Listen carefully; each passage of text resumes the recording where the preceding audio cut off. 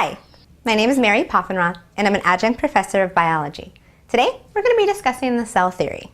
Simply put, the modern cell theory states that all living organisms come from cells, and these cells originated from other cells. Also, all of these cells contain hereditary information that's passed from cell to cell through cell division. And lastly, all of the energy flow of life occurs in the cell. In 1838, Theodor Schwann and Matthias Schleiden were enjoying some after-dinner coffee, talking about their studies on cells.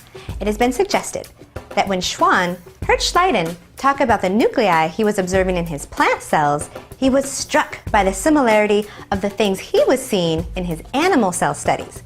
The two scientists rushed back to Schwann's lab to take a look at his slides. The very next year, Schwann published his book on his findings on both plant and animal cells.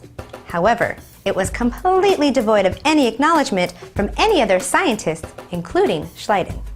In his book, Schwann laid out 3 hypotheses, 2 of which were actually correct.